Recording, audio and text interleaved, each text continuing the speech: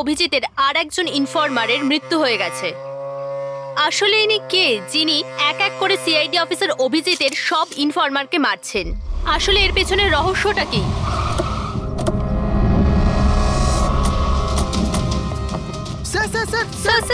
আর একটা প্রশ্ন স্যার আমরা জানতে পেরেছি ও আপনার ইনফরমার ছিল। স্যার একের পর এক খোঁচর খুন হয়ে যাচ্ছে, এই ইনফরমেশনটা লিক কোথা থেকে হলো স্যার? স্যার আপনি কি কোনো প্রমাণ পেয়েছেন এই ব্যাপারে? স্যার আর কত লোকের প্রাণ যাবে স্যার? স্যার সিআইডি কি করছেটা কি?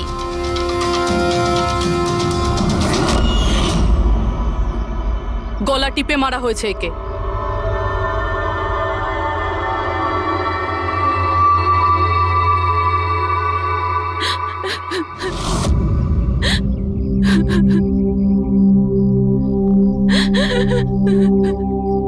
ওনার নতুন বিয়ে হয়েছিল স্যার। ওর অসহায় বউকে কিছু বলবেন আপনি?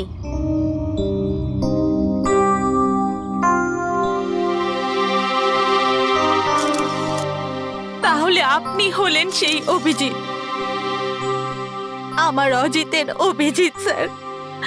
কত ভরসা করতো আপনার উপর, আর আপনি ওকে ব্যবহার করেছেন, ওকে ধোঁকা দিয়েছেন। আপনি ওকে রক্ষা করবেন তার ভরসা দিয়েছিলেন না? কি হলো সেই ভরসা? কত টাকায় বেচেছেন ওকে? বলুন, জবাব দিন। কত টাকা পেয়েছেন আপনি নিজের বিবেক, নিজের মনুষ্যত্ব বেচার জন্য? বলুন। ম্যাম প্লিজ শান্ত হন। আপনি কি জানেন আপনি কার ব্যাপারে বলছেন? আপনি মেরেছেন আমার অজিতকে। খুনি। শান্ত হন, শান্ত হন আপনি। শোনো, ওনাকে ওদিকে নিয়ে যাও। ম্যাম প্লিজ শান্ত হন, নিয়ে যাও ওনাকে। আপনি মেরেছেন, আপনি খুনি একজন। তো এ হলো ইনফরমার অজিতের ওয়াইফ, যার কান্না চিৎকার করে সিআইডি অফিসার অভিজিতের কাছে প্রশ্ন করছে। কি এটা? হ্যাঁ, এখানে কোনো মজা হচ্ছে? ক্রাইম সিন এটা। আপনারা এখান থেকে যান আর আমাদের কাজ করতে দিন। বাইরে যান। পুরবি, বডিটাকে ফরেন্সিক ল্যাবে পাঠিয়ে দাও। স্যার, ওরা ঠিকই বলছে, আমার জন্যই দুজন মারা গেল। এটা তুমি কি বলছো অভিজিৎ? তুমি কিচ্ছু করোনি। কি করেছো তুমি? স্যার আমি তো কিছুই করতে পারলাম না। এরা দুজনে আমার ইনফরমার ছিল, তাই সুরক্ষার দায়িত্ব আমার ছিল। কিন্তু আমি ফেল করলাম স্যার। জানি না কেউ কিভাবে এদের ব্যাপারে জানতে পারলো। এটাই তো জানতে হবে অভিজিৎ। এই যে দুজনের মৃত্যু হয়েছে, এরা দুজনে তোমার ইনফরমার ছিল, আর এটা তো কোনো কাকতালীয় হতে পারে না। কোথা থেকে তো ইনফরমেশনটা লিক হয়েছে? হ্যাঁ, কিন্তু কোথা থেকে? এরা দুজন একে অপরকে চিনতও না স্যার। এদের ব্যাপারে যদি কেউ জানতো সেটা হচ্ছে আমি ছাড়া আর কেউ জানতো না এদের ব্যাপারে। হ্যাঁ, এরপরে খুনি জানতে পেরে গেছে। কিন্তু খুনি জানতে পারলো কিভাবে? অভিজিৎ একজন আরেকজনকে চিনতো না, তারপরেও ওদের দুজনের সম্পর্ক ছিল শুধুমাত্র তোমার সাথে, শুধু তোমার সাথে।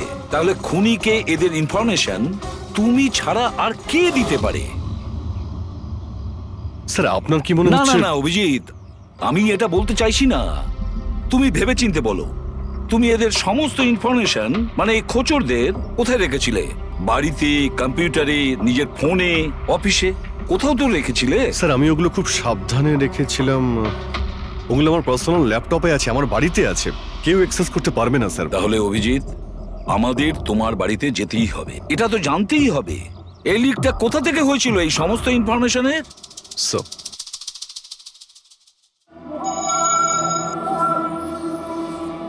মনে হচ্ছে তোমার অনুপস্থিতিতে কেউ তো এখানে এসেছিল আর তোমার ল্যাপটপ থেকে ডেটা চুরি করে নিয়েছে। আর আজকাল এই পাসওয়ার্ড ক্র্যাক করতে কত সময় লাগে? আরে ভাই, পাসওয়ার্ডের তো ব্যাপারে নেই, এখানে ফিঙ্গারপ্রিন্ট স্ক্যানার আছে, এই ফেস রিকগনিশন ডিভাইস। আমি ছাড়াই ল্যাপটপ কেউ খুলতেই পারবে না। কিন্তু স্যার কম্পিউটার থেকে ডেটা চুরি করার জন্য এখানে আসার কি দরকার? কম্পিউটারটাকে তো হ্যাকও করা যেতে পারে। হ্যাঁ হতে পারে, কিন্তু এই ল্যাপটপ থেকে নয়, কারণ এতে ইন্টারনেট কানেকশনই নেই। তাহলে এখান থেকে ইনফরমেশন বাইরে গেল কি করে? স্যার চেক করা যাক।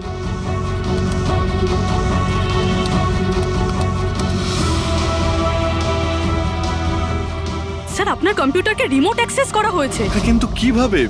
এতে তো ইন্টারনেট কানেকশনই নেই, কিভাবে? স্যার এটা দেখুন, এই ফাইলটা 2 সপ্তাহ আগে খোলা হয়েছিল। ডেটটা দেখুন। কিন্তু এই ডেটে তো আমি মুম্বাইতে ছিলামই না, বাইরে ছিলাম। এটা কি করে হতে পারে? হতে পারে স্যার। স্যার আপনি কোনো নতুন সফটওয়্যার কপি বা ইনস্টল করেছেন এই 2-3 সপ্তাহ আগে? সেটার কোনো প্রয়োজন নেই পুরবি, তুমি জানো এই ল্যাপটপে আমি কেস রিলেটেড ইনফরমেশনই রেখেছি, আর কিছু রাখার প্রয়োজনই নেই। হ্যাঁ, মাঝে মধ্যে পেন ড্রাইভ ইউজ করি কিছু ডেটা বা ইনফরমেশন নেওয়ার জন্য। Sir pen drive? হ্যাঁ। স্যার ওই পেন ড্রাইভ দেখাবেন আপনি?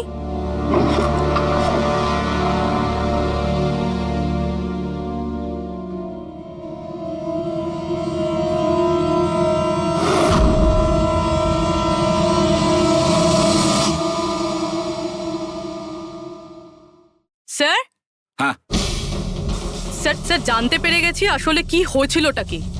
কি হয়েছিল? স্যার এই সব কিছু এই পেন ড্রাইভটার জন্য হয়েছে। এই পেন ড্রাইভের জন্য? হ্যাঁ স্যার। স্যার এটা পেন ড্রাইভ নয়, একটা স্মার্ট ডিভাইস। এই দেখুন স্যার, আপনি বলেছিলেন আপনার ল্যাপটপ ইন্টারনেটের সাথে কানেক্টেড ছিল না, কিন্তু যখনই আপনি এই পেন ড্রাইভ আপনার ল্যাপটপের সাথে লাগালেন, আপনার ল্যাপটপ একটা অচেনা নেটওয়ার্কের সাথে কানেক্টেড হয়ে গেল, যেরকম ওয়াইফাই ডঙ্গেল হয়। আর তারপরে স্যার এটা একটা প্রক্সি নেটওয়ার্ক। এটা আপনি দেখতে পাবেন না, কিন্তু এই নেটওয়ার্কের সাথে জুড়ে থাকা অন্য ব্যক্তিকে আপনার ল্যাপটপের অ্যাক্সেস দিয়ে দেবে। যেমন ধরুন কেউ আপনার কম্পিউটার রিপেয়ার করবে, আপনার কম্পিউটার ধরুন খারাপ, তো সে আপনার কম্পিউটার না ধরে দূর থেকে রিমোট দিয়ে আপনার কম্পিউটার অ্যাক্সেস করে ঠিক করতে পারবে। এক্স্যাক্টলি স্যার, কেউ একজন এই পেন ড্রাইভের সাহায্য নিয়ে আপনার ল্যাপটপ অ্যাক্সেস করেছে আর ইনফরমারদের ফাইল চুরি করে নিয়েছে। তার মানে সবটাই প্ল্যান ছিল। খুনি পেন ড্রাইভ তোমার আশেপাশে কোথাও প্ল্যান করেছিল। তোমার কিছু মনে আছে যে এই পেন ড্রাইভ তুমি কোথায় পেয়েছিলে? আরে এটা তো আমি অনলাইনে কিনেছিলাম, একটা ভালো সস্তা অফার ছিল, আমার মেলে এসেছিল। এক মিনিট, এই মেলটা এসেছিল। স্যার এটা তো কোনো শপিং ওয়েবসাইট। হ্যাঁ, খুব ভালো এস্টাবলিশ ওয়েবসাইট, ডিসকাউন্ট দিচ্ছিল তাই আমি 2-3টে পেন ড্রাইভ কিনে নিই।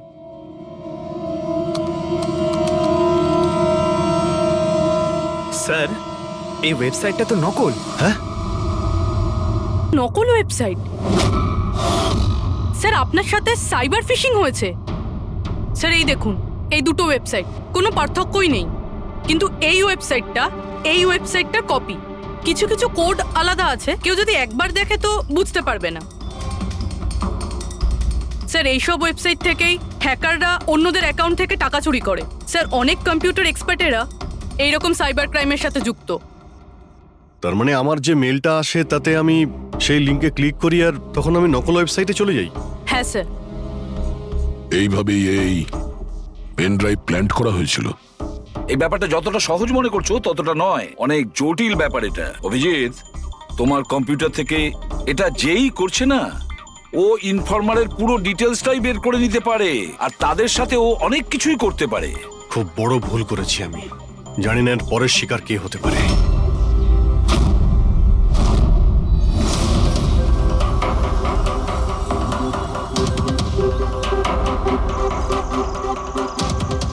হ্যাঁ রবি। হাই স্যার, এই নিন ডিটেলস।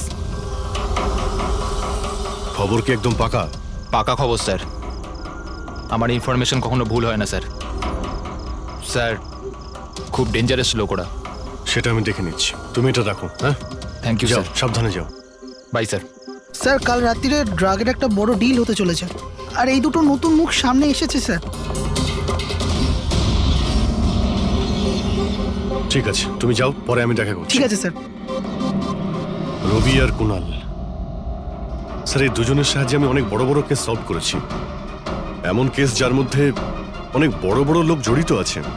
তাহলে অভিজিৎ, আমাদের যে কোনো ভাবে ওদের কাছে পৌঁছতে হবে, এর আগে খুনি ওদের কাছে পৌঁছে যাক। পুনাম, হাই কুনাল, কোথায় ছিলে তুমি? কত ফোন করেছি তোমাকে, এসএমএসও করেছি, একটাও রিপ্লাই দাওনি তুমি। আমি বাইরে গেছিলাম কাজে, আর তুমি তো জানো আমি যখন কাজের জন্য বাইরে যাই ফোন ইউজ করি না। তুমি আর তোমার কাজ, জানি না কি কাজ করো তুমি, এক সপ্তাহ নিখোঁজ থাকো। আচ্ছা এসব ছাড়ো না, এখন তো এসে গেছি, চলো একটু ভালো কথা বলি। আচ্ছা এটা বলো, কি অর্ডার করবো তোমার জন্য?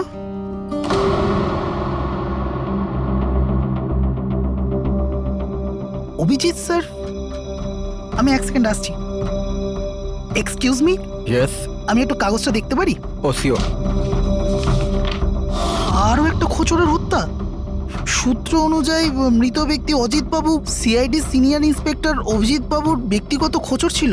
এক সপ্তাহের মধ্যে এটা দ্বিতীয় ঘটনা। এর আগে পবন নামে আরও এক খোঁচরের হত্যা হয়েছে। ইন্সপেক্টর অভিজিতের ওপর নিজের খোঁচরদের ও ইনফরমেশন লিক করার অভিযোগ আনা হচ্ছে। ইন্সপেক্টর অভিজিতের অন্যান্য খোঁচরদেরও প্রাণ বিপদে বলে হচ্ছে। হে ভগবান, এটা হতে পারে না। কি কি হতে পারে না? এই খবর আই নো, কত খারাপ বিষয় না? যারা নিজেদের প্রাণ বিপন্ন করে আমাদের জন্য কাজ করে তাদেরই প্রাণ নিয়ে ব্যবসা। ইন্সপেক্টর অভিজিৎ এটা কি করে করতে পারেন? কুনাল, কি হয়েছে তোমার? কি ভাবছো তুমি? Kunal, are you okay? আচ্ছা শোনো, আমাকে যেতে হবে। যেতে হবে? কোথায় যেতে হবে? এখনই তো এলে, এক্ষুনি কোথায় আমি যাবে? তোমাকে সব বলবো। হ্যাঁ ঠিক আছে, বলবো।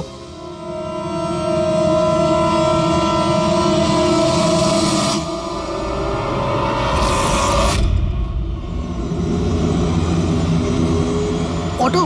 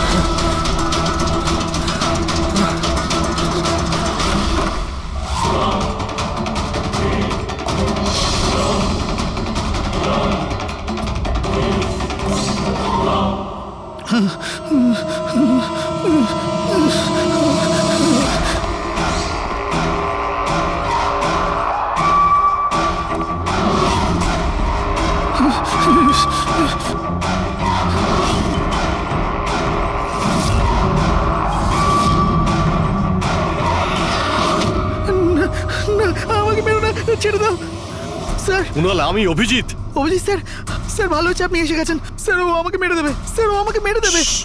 দেখো, শান্ত হও, এখানে কেউ নেই, বুঝেছো? আমরা থাকতে কেউ কিচ্ছু করতে পারবে না, ঘাবড়িও না। কুনাল, আমি তোমাকে সেফ হাউসে নিয়ে যাব। ওখানে তোমার কাছে কেউ পৌঁছতে পারবে না। স্যার, রবির ফোনের লোকেশন এখানটাই দেখাচ্ছিল।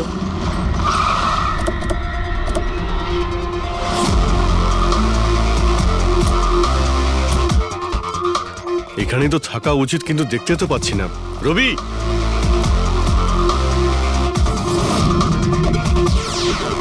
রবি,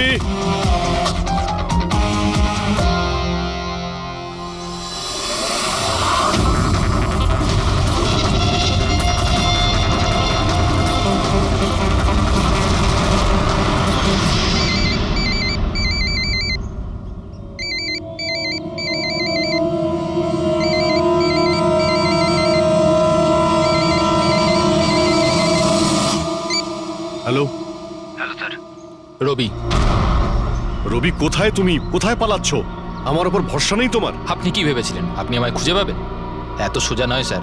রবি, দেখো, তুমি যা ভাবছো তা সত্যি নয়। তোমায় কেউ মেরে ফেলতে পারে, কিন্তু সেটা আমি নয়। আমি তোমায় বাঁচানোর চেষ্টা করছি। শোনো, আমি তোমাকে সেফ হাউসে নিয়ে যাব। সেখানে তোমার কোনো বিপদ হবে না, বুঝতে পেরেছো? রবি, রবি, আমরা তোমাকে সাহায্য করতে চাই, আমাদেরকে বিশ্বাস করো। ভরসা? ওই দুটো লোকও তো আপনাদের ওপর ভরসাই করেছিল, কিন্তু ওরা কি পেল? মৃত্যু। দেখুন স্যার, আমার কাছে আমার জীবন খুব দামি। আমার পেছনে আমার পরিবার আছে। আমি এত তাড়াতাড়ি মরতে চাই না।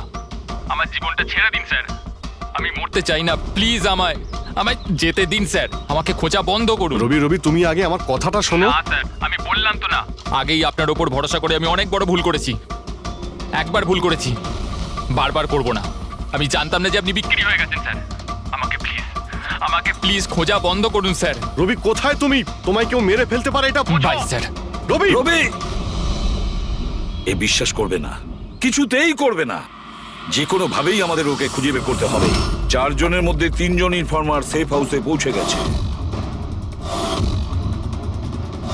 শুধু এই রবি বাইরে আছে, তাই না? স্যার, এই দুজনের টিপস অনুযায়ী যারা গ্রেপ্তার হয়েছে তাদের লিস্ট চলে এসেছে। এদের মধ্যে এমন কেউ আছে আইটি কম্পিউটার এক্সপার্ট? না স্যার, এরকম তো কেউ নেই, কিন্তু এই বিক্রম। ওর সঙ্গে তো আমরা জেলে দেখা করেছিলাম। কেন, কি হয়েছে? স্যার, প্রতি সপ্তাহে স্ত্রী একে জেলে ফোন করে, আর গত শুক্রবারেও স্ত্রী একে জেলে ফোন করেছিল। কিন্তু রবি, এর থেকে কি প্রুফ হয়? স্যার, আমি আর ফেরি স্যার জানতে পেরেছি যে ফ্রাইডেতে ওনার ওয়াইফ হসপিটালে ছিল, কিন্তু ও কাউকে ফোন করেনি। ফ্যান্টাস্টিক, অসাধারণ কাজ করেছো তোমরা দুজনে। এবার ঠিক জানতে পারবো যদি বিক্রমকে ওর স্ত্রী ফোন না করে থাকে তাহলে কে ফোনটা করেছে, আর সেটা বলবে এই বিক্রমই। আমরা সব জানি ওই শুক্রবারে তোমার বউ হসপিটালে অ্যাডমিট ছিল, ও তোমাকে ফোন করেনি। ওই দিন ওর নাম করে যে কল এসেছিল তোমার কাছে, ওই ফোনটা কে করেছিল তোমার? আমি বলেছি না তোমাকে আগেই যে আমি কিচ্ছু করিনি? তাহলে কেন বারবার চলে আসো আমার আর তোমার সময় খারাপ করার জন্য? সময় আমরা নয়, তুমি নষ্ট করছো আমাদের, আর এটা আমরা কিছুতেই সহ্য করব না। ঠিকঠাক বলো, কি জানো এই খুনের ব্যাপারে? হ্যাঁ বলো, না হলে আমার মাথা যদি খারাপ হয়ে যায় না। দেখ, চুপচাপ ওখানে বস। এখন পর্যন্ত তুই জেলে আছিস, খাওয়া দাওয়া করছিস, ঘুরে বেড়াচ্ছিস। যদি এখনো সত্যিটা না বলিস তাহলে এখান থেকে সোজা কালকুটরিতে যাবি। কালকুটরি বুঝতে পারছিস তো? অন্য জিনিস তো বাদই দে, আলো তুই দেখতে পাবি না। আজকেই তোর শেষ সুযোগ, সত্যিটা বল, না হলে আমি তোকে কালকুটরিতে পাঠানোর ব্যবস্থা করব। ফোন, একটা ফোন এসেছিল। আমি জানি না ওই লোকটাকে। ও তো আমায় ফোনে একটা ডিলের কথা বলেছিল। কি রকম ডিল? এই ডিলটা এটাই ছিল, আমাকে যে জেলে পাঠিয়েছে, যে আমায় ফাঁসিয়েছিল, ও বলেছিল যে আমি যদি ওকে 3 কোটি টাকা দিই তাহলে ওকে মেরে দেবে। তা তুমি কি বলেছিলে? স্যার, সত্যি বলবো, আমি তো ওর কথাতে বিশ্বাসই করিনি। আমার মনে হয়েছিল কেউ আমার সাথে মজা করছে, তাই আমি ওকে না বলে দিয়েছিলাম। তারপরও আমি বলল যে আরও কিছু লোক আছে যারা ওর ওপর বদলা নিতে চায়, ওরা ওকে মারার জন্য যত ইচ্ছে টাকা দেবে। আরও এটাও বলেছিল আমাকে যাতে আমি নিউজে দেখেনি যে ও সত্যি বলছে। তারপর আমি নিউজ শুনলাম যখন। কিন্তু স্যার, আমি একটা কথা বলছি, আমি ওর নাম জানি না, আর কখনো ফোনও আসেনি ওর। আমি যা কিছু জানতাম সব আপনাদের বলে দিলাম। সত্যি বলছি স্যার, সত্যি। ঠিক আছে, তার মানে ও আরো অনেক লোকের সঙ্গে কন্ট্রাক্ট করেছে, অনেক বড় গেম খেলেছে। অপরাধীদের থেকে টাকা কামানোর ব্যবসা খুলে বসেছে। স্যার, আপনার বাকি খোঁচরদেরও প্রাণ সংশয়ের ভয় রয়েছে। আমরা খুনির ব্যাপারে কিচ্ছু জানি না। 3 কোটি, ওর চাহিদা অনেক বড়, আর এর জন্য যাকে তাকে ফোন করবে না, এমন কাউকে করবেও যে ওর চাহিদাটা পূরণ করতে পারে। ঠিক বলেছ তায়া। খোঁজ নিয়ে দেখি আমাদের লিস্টে কতজন আছে যে 3 কোটি পারবে।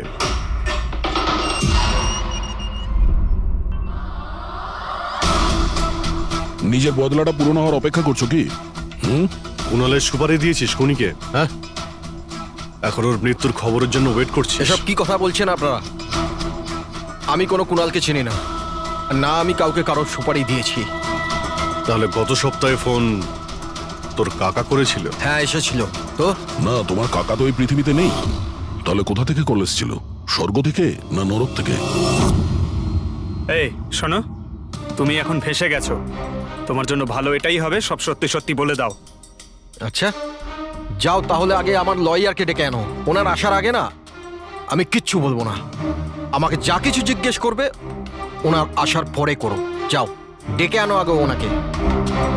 ঠিক আছে, যদি তুই এই অপশন দিস তাহলে আমরা এটাই করব।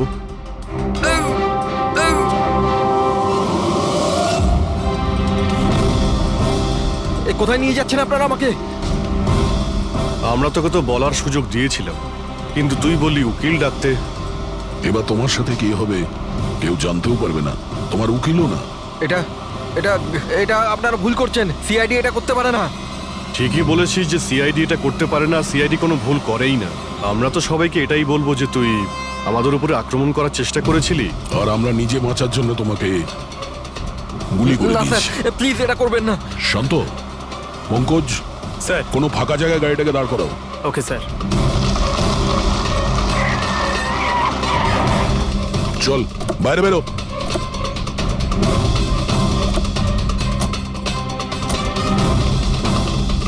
না স্যার, প্লিজ আমাকে মারবেন না স্যার। আরে চল চল, Please, পালা please, পালা পালা, না যা স্যার, পালা। প্লিজ প্লিজ স্যার পালা, পালা পালা। না স্যার প্লিজ প্লিজ চল, স্যার পালা। প্লিজ স্যার স্যার প্লিজ আরে পালা। স্যার স্যার স্যার, স্যার আমি বলছি স্যার স্যার আমি বলছি স্যার আপনারা ঠিকই বলছেন। আমার কাছে খুনির ফোন এসেছিল স্যার। কুণালকে মারার সুপারি আমিই দিয়েছিলাম স্যার।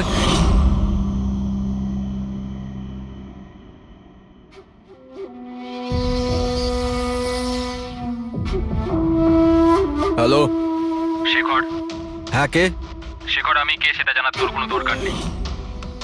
তুই শুধু এটুকু জেনে রাখ যে তুই যার জন্য জেলে গেছিস আমি তাকে চিনি, আর ওকে আমি প্রাণে মেরেও দিতে পারি, কিন্তু তার জন্য আমার টাকা চাই। কত টাকা চাই তোর? পুরো 3 কোটি। ঠিক আছে, অর্ধেক টাকা তোর আমি অ্যাকাউন্টে ফেলে দিচ্ছি, আর বাকি অর্ধেক টাকা কাজ শেষ হবার পর।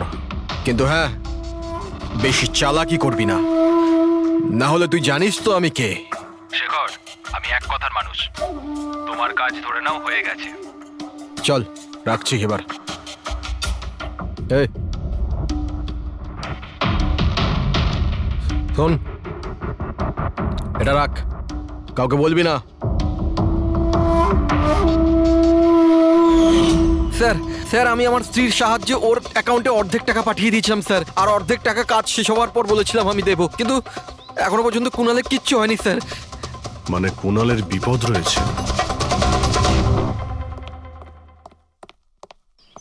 স্যার একটা প্রশ্ন স্যার। স্যার প্লিজ বলুন স্যার, এই কেসে কি কোনো প্রকার প্রোগ্রেস হলো? বলুন স্যার প্লিজ। স্যার সিআইডির উপর একটা গুরুতর অভিযোগ করা হচ্ছে, পুরো দেশ জানতে চায় স্যার। ইনভেস্টিগেশন চলছে, সবকিছুই জানতে পারবেন। এক্সকিউজ মি, এক সেকেন্ড। কি হলো? স্যার হ্যাঁ। স্যার স্যার একটা খুব খারাপ খবর আছে স্যার। কি? স্যার আমাদের সেফ হাউসে ওই কুণাল ছিল না স্যার, ও পালিয়ে গেছে স্যার। হোয়াট? কিভাবে ও পালালো? তুমি জানো যে ওর জীবন বিপন্ন। স্যার কিচ্ছু বুঝতে পারছি না স্যার। স্যার ওকে অনেক খোঁজার চেষ্টা করেছে কিন্তু কোথাও পাচ্ছি না। খোঁজ, আই ডোন্ট কেয়ার। খোঁজো যে করেই হোক, খুনি ওর কাছে পৌঁছানোর আগেই ওকে খুঁজে বের করো। Sir yes, now this is the breaking news. একের পর এক সিআইডি ইনফরমার হত্যার রহস্য উন্মোচনে সিআইডি অপারগ ছিল, আর এইমাত্র আমরা খবর পেলাম যে কুণাল নামে সিআইডির আরেকজন খোঁচর, যার সুরক্ষার দায়িত্ব সিআইডি নিয়েছিল, সে নিখোঁজ। সিআইডি কুণালকে যে সুরক্ষিত স্থানে রেখেছিল সেখান থেকে কুণাল পালিয়ে যায়। সিআইডি গিয়ে কুণালের কাছে পৌঁছতে এবং তাকে বাঁচাতে সফল হবে।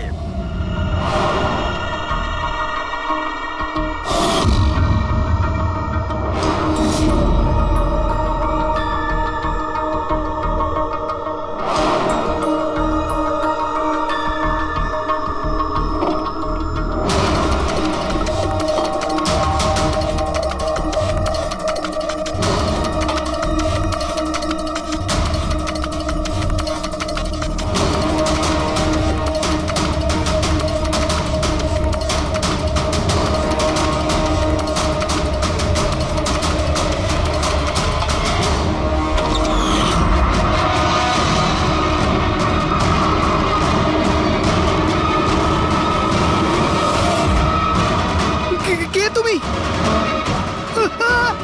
তোর গেম ওভার।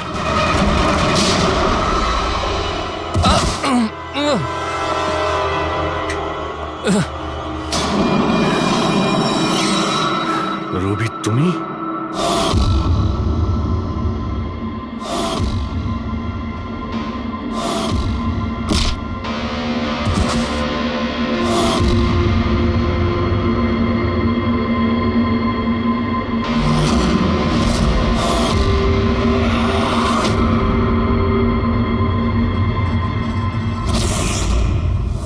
কুণালের পালিয়ে যাওয়ার খবর আমরা ইচ্ছে করেই মিডিয়াতে দিয়ে দিই। আমরা জানতাম খুনি যখন ওর সুপারি নিয়েছে, ওকে মারার জন্য অবশ্যই আসবে। আর সেটাই হচ্ছে, মিডিয়া খবর ছড়িয়ে দিয়েছে, আর সেটা শুনতে শুনতে তুমি এখানে চলে এসেছো। তুমি এখানে নিজে আসোনি, তোমাকে আনা হয়েছে। আমরা জানতাম তোমার কাছে ইনফরমারদের লিস্ট আছে, আর ওখানে কুণালেরও নাম ছিল। আর কম্পিউটারের ব্যাপারে তুমি তো অনেক জানোই। তুমি কুণালের নাম্বার ট্র্যাক করলে আর এখানে চলে এলে। রবি তুমি এটা কেন করলে? তোমার উপরে আমি ভরসা করেছিলাম। ওরা তোমার কি ক্ষতি করেছিল? কেন মারলে ওদের? আপনার ইনফরমার পবনের জন্য। ও আমার জীবনটা শেষ করে দিয়েছিল। ওরই জন্য আমার প্রেমিকা তারা গ্রেফতার হয়। আমি ওর থেকে বদলা নিতে চেয়েছিলাম, কিন্তু তখন এটা জানতাম না যে তার আর ইনফরমেশন কে লিক করেছে। আমি যেমন তেমন করে ওদের কাছে পৌঁছতে চাইছিলাম। আর তারপর কি, আমি একটা প্ল্যান করলাম। আমি যদি আপনার সাথে জয়েন করি তাহলে ওই খোঁচড়গুলোর কাছে আমি পৌঁছতে পারবো। আমি আপনার সাথে দেখা করলাম, আপনার জন্য কাজ করতে শুরু করলাম, আপনাকে ইম্পর্টেন্ট ইনফরমেশন দিতে লাগলাম যাতে আপনি আমাকে বিশ্বাস করেন।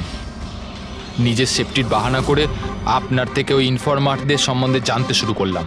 আমি যেমন করে হোক ওই লিস্টটা পেতে চাইছিলাম যেখানে ওই ইনফরমারদের ব্যাপারে পুরো ইনফরমেশন ছিল। তারপর ওই অনলাইন অফার, ওই পেন ড্রাইভ, পবনের মৃত্যু, আর আমি আমার বদলা পুরো করলাম স্যার, পুরো করলাম আমার বদলা। পবনের পর তুমি অজিতকে কেন মেরেছো? আর শেখরের থেকে টাকা নিয়ে তুমি কুণালকে কেন মারতে চাইছিলে? টাকার জন্য।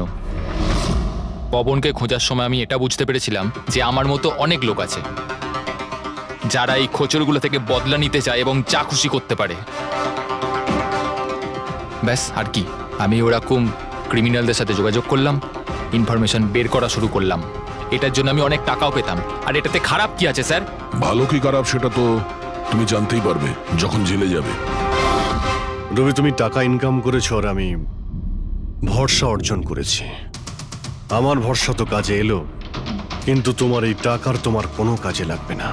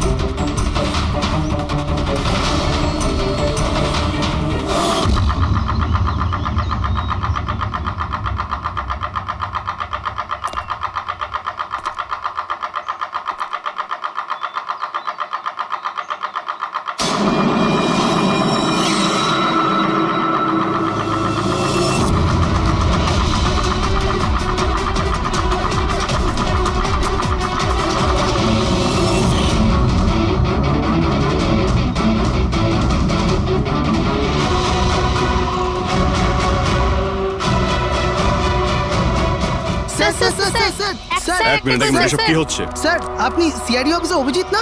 আপনার বাড়ির সামনে লাশ পাওয়া গেছে, এ ব্যাপারে আপনি কি জানেন? স্যার, এই লাশটা আসলে কার? আপনার বাড়ির বাইরে এই লাশ এলো কোথা থেকে? এক মিনিট। স্যার, আপনি এই ব্যাপারে কি আগে থেকে কিছু জানতেন? আরে আপনারা পিছিয়ে যান, এটা ক্রাইম সিন। আপনারা আরে কি করছেন? স্যার, পিছিয়ে যান উত্তরটা তো বলছি। দিন, স্যার। দেখুন, আপনাদের আমি সব বলবো, কিন্তু আপনারা কি করে জানলেন এখানে লাশ আছে? কি করে খবর পেলেন আপনারা? স্যার, আমাদের কাছে একটা অজ্ঞাত কল এসেছিল, সে লোকেশন বলেছিল, বললো যে সিআইডি অফিসার অভিজিতের বাড়ির সামনে একটা লাশ আছে। Unknown call? হ্যাঁ স্যার। কিন্তু স্যার, এই আসলে কে? স্যার, কিছু প্লিজ, তো আপনাদের বলুন আমি স্যার। সব বলবো, please. Hello SP sir, sir আমার বাড়ির বাইরে একটা লাশ পাওয়া গেছে। বস, ওই লোকটির মৃত্যু মাথায় আঘাতের কারণে হয়েছে। রক্ত অনেকটা বেরিয়েছে, কিন্তু লাশটা বেশি পুরনো নয়।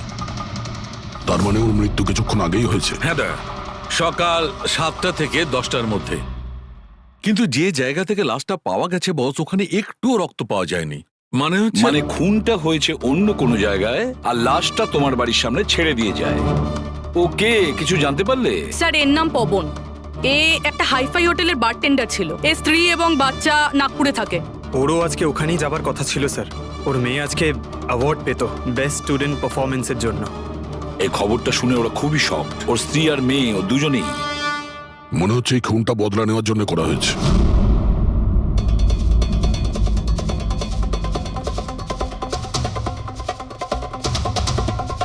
এই দাঁতের ব্যাপারটা কি? আমি জানি স্যার। এই পবনকে আমি খুব ভালো করে চিনি স্যার। এ আমার অনেক পুরনো বিশ্বাসী খোঁচর ছিল। কি? হ্যাঁ ভাই, এ আমাকে অনেক ইনফরমেশন দিত। এর জন্য আমি অনেক আসামিদের ধরতে পেরেছিলাম। স্যার তাহলে এই দাঁতটা? খেপানোর জন্য, উপহাস করার জন্য, এটা দেখানোর জন্য যে ওর মুখটা খোলা উচিত হয়নি। তার মানে এই কথা সত্যি যে এটা বদলা নেবার জন্য করা হয়েছে। যাদেরকে পবন গ্রেপ্তার করিয়েছিল তাদের মধ্যে কেউ ওকে মেরে দিয়েছে। কিন্তু স্যার এই পবন যে অভিজিৎ স্যারের ইনফরমার, এই কথাটা অন্যরা জানলো কিভাবে? হ্যাঁ, মানে সিআইডিতেও আমাদের ইনফর্মার কে আছে আমরা অন্যরা কেউ জানি না। তাহলে ওই খুনি কি করে জানলো যে পবন একজন ইনফর্মার? শুধু খুনি জানতে পারেনি স্যার, পুরো দেশ জানতে পেরে গেছে স্যার। এই দেখুন, এইমাত্র পাওয়া খবর অনুযায়ী পেশায় ওয়েটার পবন কুমার সিআইডির একটা খোঁচর ছিল। আজ সকালে পবন কুমারের লাশ সিআইডি অফিসার অভিজিতের বাড়ির সামনে থেকে পাওয়া যায়। ওনার হত্যার পেছনে তাদেরই হাত থাকার সম্ভাবনা, যাদেরকে ওনার সাহায্যেই সিআইডি গ্রেপ্তার করেছিল। এই খবরটা মিডিয়াতে পৌঁছলো কি করে? বাড়ির বাইরে যে রিপোর্টাররা ছিলেন ওনারাই বললেন যে আননোন কেউ ফোন করে এটা বলেছে। না স্যার, এই অচেনা লোক আর কেউ নয়, খুনি নিজেই। ও সমাজে আমাদের বদনাম করার জন্য এগুলো করেছে স্যার। সিআইডি কি এ ব্যাপারে খোঁজ নিতে আরে পারবে? ভাই বন্ধ করো, জানার জন্য দেখতে থাকুন। এসব কিছু আমার জন্যই হয়েছে। ওর সুরক্ষার দায়িত্ব আমার ছিল, আমার জন্যই ও মারা গিয়েছে। দেখো অভিজিৎ, যেটা হয়েছে সেটা তো আমরা বদলাতে পারবো না, কিন্তু একটা কথা তো পরিষ্কার, যে এটা করেছে না তাকে আমরা ছাড়বো না। অভিজিৎ, ওর সঙ্গে তোমার শেষবার কথা কবে হয়েছিল? মানে এটা তো নয় যে ও তোমাকে কোনো ইনফরমেশন দিতে চাইছিল আর সেই কারণে ওকে মারা হয়েছে? গত সপ্তাহে ওর সঙ্গে দেখা হয়েছিল, এরকম তো কোনো কথা হয়নি। অন্য কোনো ব্যাপার আছে, নিশ্চয়ই অন্য কোনো ব্যাপার। আচ্ছা, মারা যাওয়ার আগে পবন তোমাকে কিছু লোকের ব্যাপারে ইনফরমেশন দিয়েছিল না? তোমার কি কিছু মনে আছে? স্যার পুরো রেকর্ড আছে আমার কাছে। পবন 3 বছর ধরে আমার সঙ্গে কাজ করেছে, আর এই 3 বছরে আমি ওর সাহায্যে 5 অপরাধীকে ধরেছিলাম। তার মানে এমন কেউ আছে যে পবনের উপর বদলা নিতে চাইছিল আর অভিজিৎকে চ্যালেঞ্জ করছে ও? হ্যাঁ, হতে পারে। আর এটাও হতে পারে ওই 5 জনের মধ্যে কেউ একজন যে পবনকে খুন করেছে।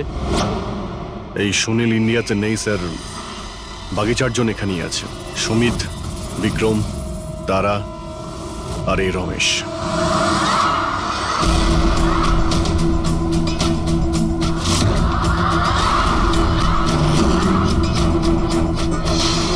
হ্যালো স্যার, আমার নাম অজয়। বলুন স্যার, আপনারা কি খাবেন? রমেশ, নামটা কবে বদলালি? স্যার ওদিকে গিয়ে কথা বলি প্লিজ।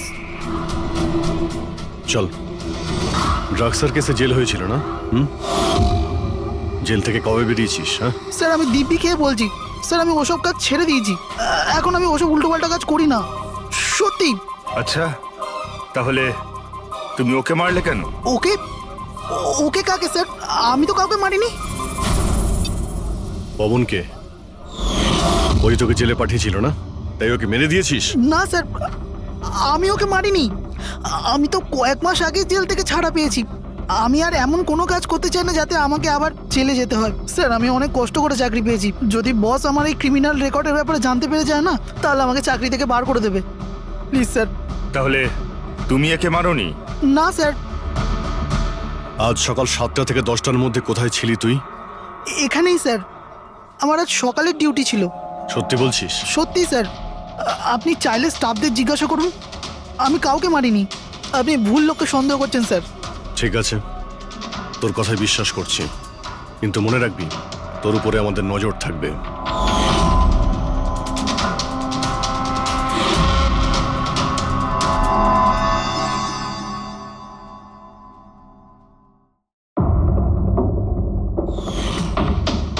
সব কিছু ছিল আমার কাছে, বাড়ি, পরিবার, কেরিয়ার, একটা ভালো কাস্টম অফিসারের জবও ছিল। সব কিছু শেষ হয়ে গেল। শেষ হয়ে যায়নি, তুমি নিজেই নিজের হাতে সবকিছু শেষ করেছো। যদি তুমি তোমার চাকরির সুযোগ না নিয়ে স্মাগলারদের সাহায্য না করতে, তাহলে তোমার সাথে এইসব হতো না। কোনো শখ ছিল না আমার এসব করার, আর কিছু অপশন ছিল না আমার কাছে। বাবার শরীর ঠিক ছিল না, টাকার দরকারও ছিল, আর সেই সময় আমি এই অফারটা পেলাম, তো আমি কি করতাম? আপনি প্লিজ বসে যান। কিন্তু দেখুন না, বাবার অসুখ নয়, আমার দুশ্চিন্তাই বাবার প্রাণ নিয়ে নিল। ফ্যামিলির লোকেরাও আমাকে দোষী বানিয়ে আমার সাথে সব সম্পর্ক শেষ করে দিল। আর কিচ্ছু বেঁচে নেই, না তো আমার নিজের কেউ আছে, না তো আমার কাছে কোনো টাকা আছে। তো আমি কি করে আপনার ইনফরমারকে মারতে পারি? আর এমনিতেও আমি আগে থাকতেই আমার একটা দোষের শাস্তি পাচ্ছি, আর অন্য কোনো দোষ করতে চাই না আমি। দেখুন, আপনি প্লিজ আমাকে বিশ্বাস করুন, আমার এটায় কোনো হাত নেই। পবনের খুন তুমি করিয়েছো না? এখন তুমি নিজে বলবে না আমরা বলাবো? কে পবন যে খবর দেয়? আমি তো তোমাদেরকে খুব চালাক মনে করতাম। দেখতে পাচ্ছ তো আমার অবস্থা, আমি এখানে জেলে আছি, তবুও আমায় জিজ্ঞাসা করছো? এই টুপি তুমি অন্য কাউকে পরাবে, বুঝেছো? তোমার অবৈধ কার্যকলাপে তুমি যত টাকা কামিয়েছো, তাই দিয়ে জেলের বাইরে তুমি কি কি করতে পারো আমরা সব জানি। বল, পবনের সুপারি কাকে দিয়েছিলি? কে কথা বলছো তুমি? মনে হচ্ছে আজকাল সিনেমাটা একটু বেশি দেখো। আমার অবস্থা দেখছো তো এখানে, না আমার কাছে ফোন আছে, না আমার সাথে কেউ দেখা করতে আসে। তাহলে কি করে আমি কারোর সুপারি দেব? আমায় সম্মান দেওয়ার জন্যে ধন্যবাদ। তোমাদের কি মনে যে আমি এত বড় গ্যাংস্টার যে ভেতরে বসে বসেই বাইরে যে কাউকে মারতে পারি? তাহলে তার জন্যও থ্যাংক ইউ। তোমার এগুলো মজা মনে হচ্ছে, হ্যাঁ? এতে তোমার হাত আছে কি না সেটা তো আমরা জেনেই যাব, কিন্তু এতে যদি তোমার হাত থাকে তাহলে এখন এই যে তোমার অবস্থা আছে না, এর থেকেও খারাপ অবস্থা করে দেবো তোমার। দেখো, ওই পবন মালটাকে কিন্তু আমি মারাইনি, কিন্তু হ্যাঁ, যে কেউ এই কাজটা করুক, কাজটা ভালো হয়েছে। আর ও এখানেই থামবে না, এক এক করে সবাইকে মারবে, আর তুমি দেখতেই থাকবে। হ্যালো, আরে বাবু, আমি বুঝতে পেরেছি তুমি পবনের খবর শুনে ভয় পেয়েছো। তুমি চিন্তা একদম করো না। আরে খবরের লোকেরা বাড়ি চড়িয়ে বলে, আর তাছাড়াও আমার ব্যাপারে শুধু দুজনেই জানে, তুমি আর অভিজিৎ স্যার। তৃতীয় আর কেউ জানেই না যে আমি অভিজিৎ স্যারের খোঁচর। আমি দেখা করবো তো ওনার সাথে কাল। হ্যাঁ, আর একটা নতুন খবর পেয়েছি। আরে তুমি একটুও চিন্তা করো না, আমি তাড়াতাড়ি দেখা করছি তোমার সাথে, ঠিক আছে? ওকে, বাই।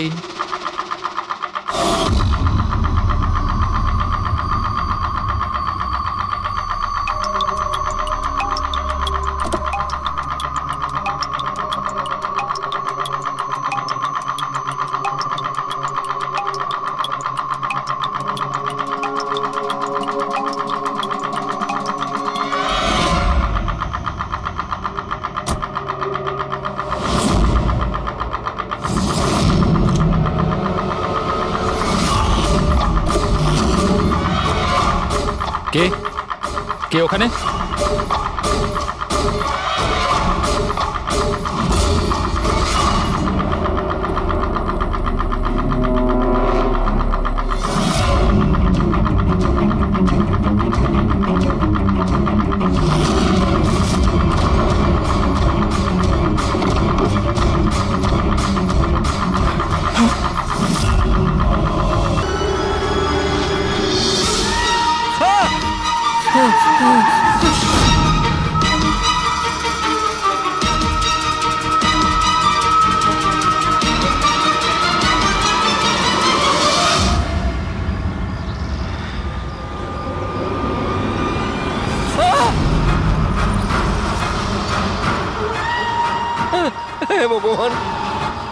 প্লিজ হেল্প মি, আমাকে আমার বাড়িতে ঠিক মতো পৌঁছে দাও প্লিজ।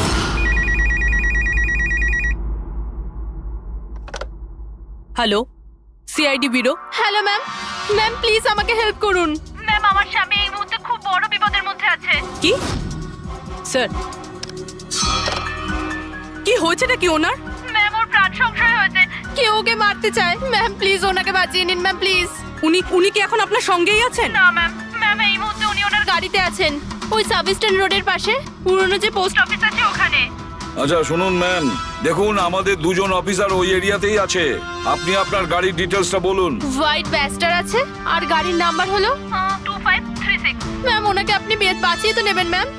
আপনি চিন্তা করবেন না, আপনার হাজবেন্ডের কিচ্ছু হবে না। ওকে, প্রবীর, অভিজিৎকে ফোন করো আর ওকে গাড়ির ডিটেলসটা দিয়ে দাও। ওকে বলো যে ব্যাপারটা আর্জেন্ট।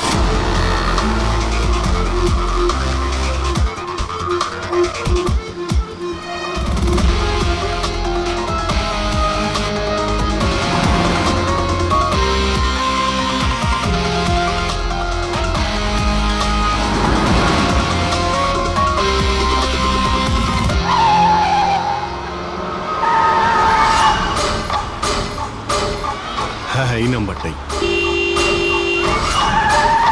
ও গাড়ি এইভাবে কেন চালাচ্ছে? এ তো অ্যাক্সিডেন্ট করে দেবে।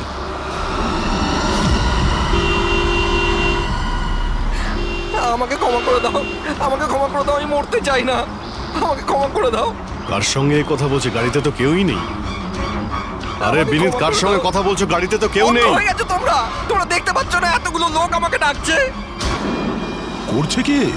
আমাকে ক্ষমা করে দাও, আমি মরতে চাই পাগল না। হয়ে গেছে মনে হচ্ছে। মিনিট বিনীত, বিনীত, তোমার অ্যাক্সিডেন্ট হয়ে যাবে, গাড়িটা থামাও বলছি।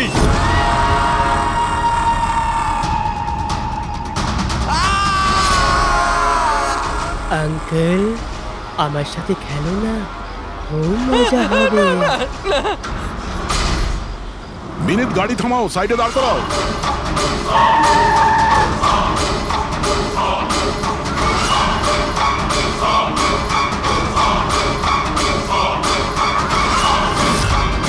দাঁড়িয়ে যাও। Minute, minute.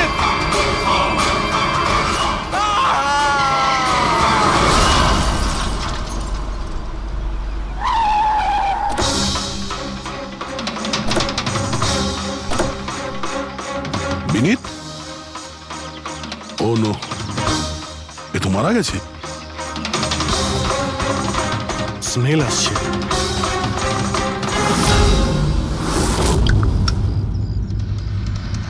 মদ। ড্রিঙ্ক করে গাড়ি চালাচ্ছিল, কিন্তু ও গাড়িতে কথা বলছিল কার সাথে? মদের নেশায় ভুলভাল বকছিল। মদ খেলে তো এটাই হয়, অ্যাক্সিডেন্ট। আপনি তো আমাকে কথা দিয়েছিলেন না যে বিনীতের কিচ্ছু হবে না, তো এটা কি হয়ে গেল? দেখুন ম্যাডাম, যদি ওনার অন্য কোনো দের হাত থেকে প্রাণ সংশয় থাকতো আমরা ওনাকে নিশ্চয়ই বাঁচাতাম, কিন্তু উনি তো নিজেই মদ খেয়ে গাড়ি চালাচ্ছিলেন। আপনি তো জানেন এটা কতটা ডেঞ্জারাস। না, ওনার প্রাণ ওনার নিজের জন্য যায়নি, বরং তাদের জন্য গেছে যারাও এতদিন ধরে ওকে বিরক্ত করছিল। কারা? সকাল সন্ধে ঘুমিয়ে জেগে সব সময় ওকে বিরক্ত করত। উনি এতটাই চিন্তিত হয়ে গিয়েছিলেন যে উনি নিজের বিজনেসেও পুরোপুরি নজর দিতে পারছিলেন না। কোন লোকের কথা বলছেন আপনি? একটু পরিষ্কার করে বলুন। ম্যাম, বিনীতের মৃত্যু আমাদের সামনে হয়েছে, আর ওই সময় ও ছাড়া গাড়িতে কেউ ছিল না। তাহলে ওর মৃত্যুর দোষ আপনি অন্য কারোর ঘাড়ে চাপাচ্ছেন কেন? কারণ ওনার খুন হয়েছে, মার্ডার, এটা মার্ডার। মার্ডার হয়েছে? আপনি কি জানেন কারা করেছে এটা? আত্মারা। হতে পারে আপনারা ওই আত্মাটাকে দেখতে পাননি, কিন্তু বিনীত ওদের পরিষ্কার ভাবে দেখতে পেত। সিআইডিরা আত্মা টাত্মায় বিশ্বাস করে না।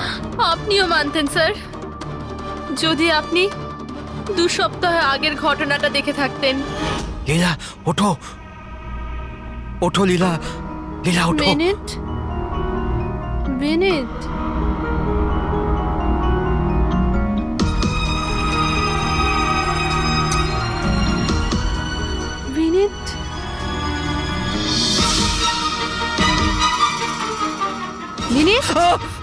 কি হয়েছে বিনীত? ওই দেখো আলমারির ওপরে।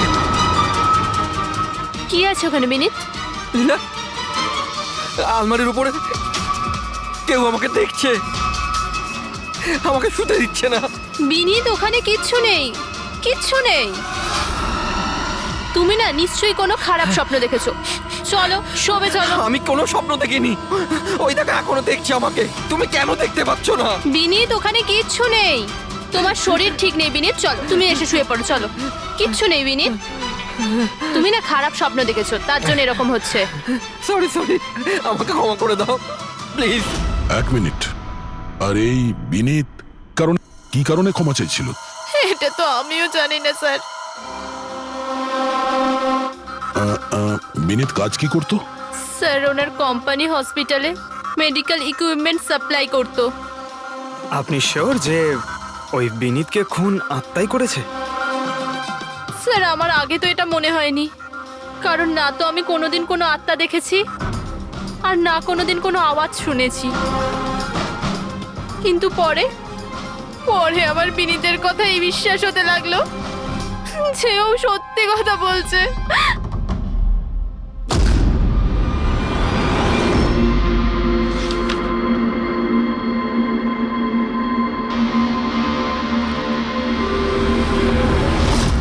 হ্যাঁ বস, এর মৃত্যুর একটাই কারণ চোখে পড়ছে, এর মাথার ওপর লাগা আঘাতটা, যেটা অ্যাক্সিডেন্টের কারণে লেগেছে। ঠিক তো ডক্টর সালুকে? আর কোনো কারণ নেই তো? হ্যাঁ, দয়া, ভিসারা স্যাম্পলকে চেক করা এখনো বাকি আছে, কিন্তু প্রাইমা ফেসি তো এটাই বলছে মৃত্যুর কারণ অ্যাক্সিডেন্ট। আর বস, এর রক্তের মধ্যে আমি অ্যালকোহল অনেকটা বেশি মাত্রায় পেয়েছি। ও, আমার মনে হচ্ছে সেই কারণেই ওর হ্যালুসিনেশন শুরু হয় আর ও ধাক্কা মেরে দেয়। তার মানে হলো এটা কোনো খুনের ব্যাপার নয়।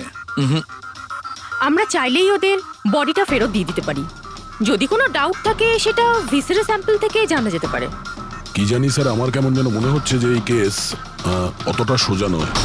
কারণ আমরা যখন লীলাকে জিজ্ঞাসা করলাম যে এই বিনীত কার কাছে ক্ষমা চাইছিল, তখন কথাটা এড়িয়ে গেল। আমরাও কি শেষকৃত্যে যাব নাকি? ওখানে আত্মীয়রাও থাকবে, বন্ধুরাও থাকবে, অনেকেই থাকবে। যদি কিছু জানতে পারা যায়। যাও, নিশ্চয়ই যাবে ফিউরালে।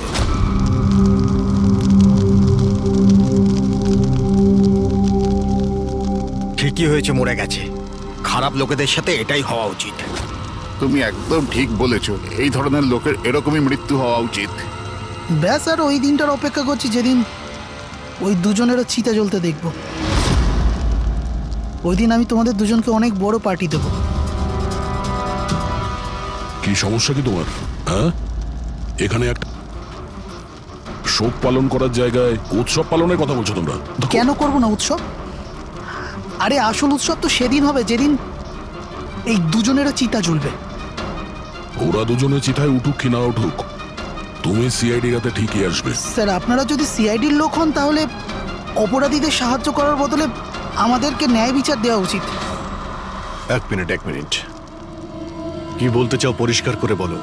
স্যার আমার নাম পুনিত, আর আমার বাবা পার্পল হসপিটালে ভর্তি ছিল। ভেন্টিলেটরে ছিলেন। ডাক্তারবাবু, নার্স, ডাক্তারবাবু কোথায়? আমার বাবা মারা যাবে এক্ষুনি। প্লিজ প্লিজ ডাক্তারবাবুকে বলুন। কি হয়েছে? কেন চিৎকার করছেন? চিৎকার করবো না তো কি করবো? আমার বাবা ওখানে মারা যাচ্ছে আর আপনাদের স্টাফ এখানে বসে মাছি মারছে। আপনি আগে শান্ত হন প্লিজ। আপনি পেশেন্টের কাছে যান, আমি দেখছি। তাড়াতাড়ি করুন প্লিজ। হ্যাঁ, ম্যাম, একটা ঘটনা ঘটে গেছে। কি সমস্ত হয়েছে? ভেন্টিলেটর এক এক করে বন্ধ হচ্ছে। কি? হ্যাঁ ম্যাডাম, আমাদের দুজন ডাক্তার ম্যানুয়ালি অক্সিজেন দেওয়ার চেষ্টা করছে। ম্যাডাম, সবার সাথে এরকম হওয়াটা ঠিক নয়। যদি ভেন্টিলেটর ঠিক না হয় তাহলে পেশেন্টরা মরে যাবে। আরে আস্তে বলো। আরে আরে এটা হসপিটালের রেপুটেশনের ব্যাপার। এটা যদি পেশেন্টের বাড়ির লোকেরা জানতে পারে না তাহলে একটা ঝামেলা হয়ে যাবে।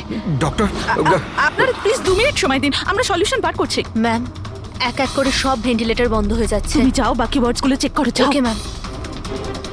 আরে ওই আমাদের সাপ্লায়ার বিনীতকে ফোন করো না, ওই সব কিছু ব্যবস্থা করে দেবে। প্লিজ টেনশন নেওয়ার কোনো ব্যাপার নেই। ডক্টর মেহেক, হচ্ছে কি এসব? স্যার ভেন্টিলেটর সব বন্ধ হয়ে গেছে স্যার। আপনারা প্লিজ শান্ত হন, আমি কথা বলছি। স্যার এক এক করে সমস্ত ভেন্টিলেটর বন্ধ হয়ে যাচ্ছে স্যার। কি, এটা কিভাবে হতে পারে? তো কোনো হসপিটালে ফোন করো না, ওখান থেকে আনাও। আরে রাজা, ফোন লাগাও। আর মেহেক একটা কাজ করো, এখানে যে টেকনিশিয়ান আছে ওকে ডাকো। রাজা, কি হলো তোমার? তুমি কি শুনতে পাচ্ছ না স্যার কি বললেন? আপনারা কি ডিসকাস করে টাইম ওয়েস্ট করছেন? আমার বাবা মারা যাবে ওখানে। আপনি Please, প্লিজ কিছু একটু করুন, শান্ত হন, please। আমরা এক্ষুনি যাচ্ছি please. Ma'am sir ma'am very bad news. দুটো পেশেন্টের জীবন চলে গেছে, 5টা পেশেন্ট খুব ক্রিটিক্যাল অবস্থায় আছে। স্যার আজ আমাদের পরিবারের লোক আমাদের সাথে নেই, এর জন্য দায়ী শুধুমাত্র এই 3 জন লোক, বিনীত, মেহেক আর রাজা। আচ্ছা, এই বিনীত তো ইকুইপমেন্ট সাপ্লাই করতো, তাই না? হ্যাঁ স্যার। আর বাকি দুজন? স্যার যেদিন এই ঘটনাটা ঘটেছিল সেদিন মেহেক ডক্টর ইনচার্জ ছিল, আর রাজা হসপিটালে অ্যাডমিন সামলাতো। আচ্ছা, এনারা দুজনই কি শুধু হসপিটাল থেকে এসেছেন নাকি ওখান থেকে আরো অনেকে এসেছেন? এসছে স্যার, ওই হেড নার্স পরিণীতা, ওই শেখর যে মেনটেন্যান্সে ছিল, আর উনি ডক্টর কেদার, এই হসপিটালের মালিক। ঠিক আছে, এখন শান্ত হয়ে যাও। আমরা এই মামলার গভীরে যাব। যদি তোমার বাবার সঙ্গে কোনো অন্যায় হয় তো ন্যায় বিচার তুমি নিশ্চয়ই পাবে।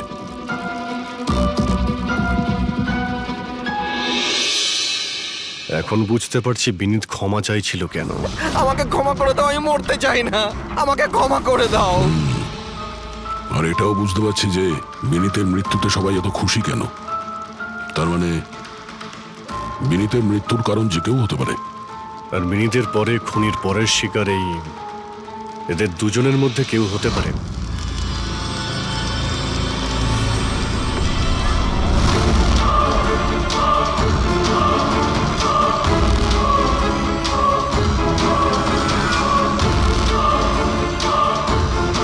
আমাকে ক্ষমা করে দাও। তুমি আমাকে কেন মরতে দিলে? আমার পিছু নিও না।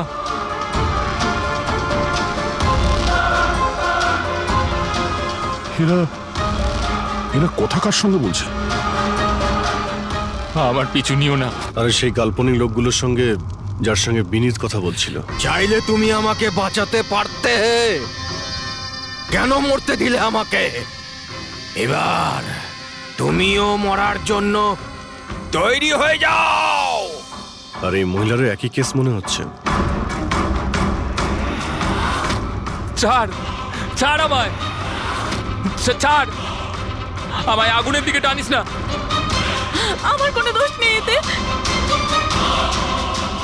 ছাড়, ছাড়, ছাড়, ছাড় আমায়, ছাড় আমায়, ছাড়, ছাড়, টানিস না আমায় আগুনের দিকে, ছাড়। আরে কি করছো নাকি? কি করছো? এদিকে এসো। আরে তুমি কি করছিলে? হ্যাঁ, আমি একটু ডিস্টার্ব আছি, এতে আপনারা কি করবেন? আমার ডিস্টারবেন্সের সাথে আমায় নিজেকেই লড়তে হবে। তুমি এদিকে এসো, একটু দূরে দাঁড়াও, ওই দিকটায় যাও।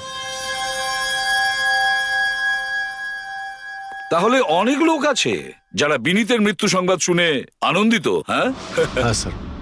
আর এখন ওরা মেহেকার রাজার মৃত্যুর খবর শুনতে চাইছে।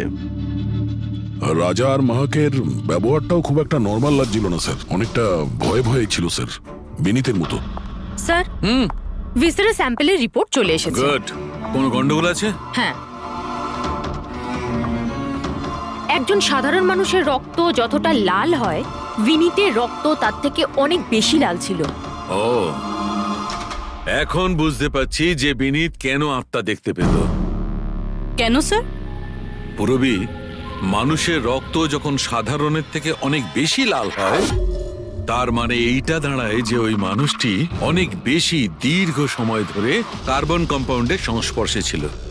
আর এই কার্বন কম্পাউন্ডের কারণেই ওর হ্যালুসিনেশন হতো ভীষণ ভাবে। তার মানে কেউ জেনে শুনে বিনীতকে ওই কার্বন কম্পাউন্ডের সংস্পর্শে এনেছিল, যার ফলে বিনীতের মানসিক অবস্থা খারাপ হয়ে গেল আর ওর মৃত্যুর কারণও হয়ে গেল।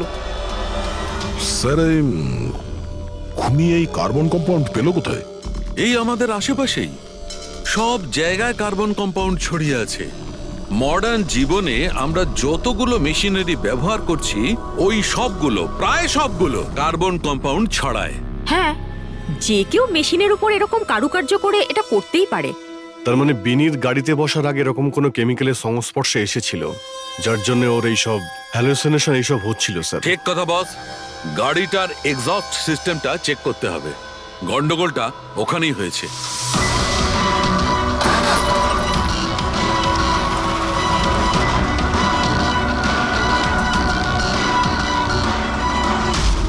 সালুঙ্কে স্যার তো ঠিকই বলছিলেন স্যার। পেট থেকে তো কেমিক্যাল বেরিয়ে আসছে। একটা কথা তো তাহলে ঠিক পঙ্কজ, ওই আত্মা টাত্মা বলে কিচ্ছু ছিল না। হ্যাঁ। স্যার তার মানে এখন খুনির নিশানায় দুজন রয়েছে, রাজা আর মেহেক।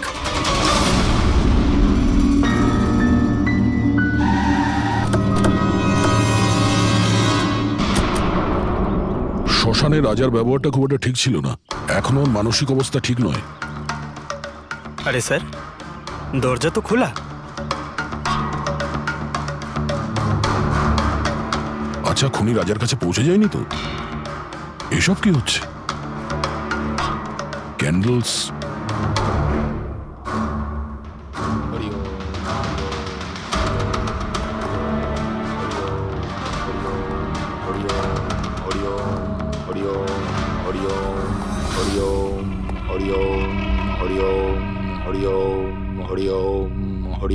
রাজা,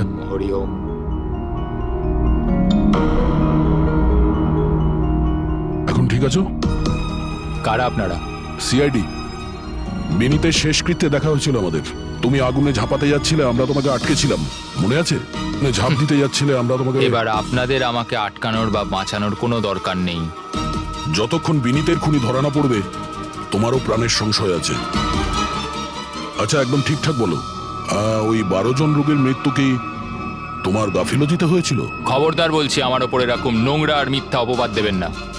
আমি নির্দোষ, আমার জন্য কেউ মরেনি। শান্ত হও, শান্ত হও।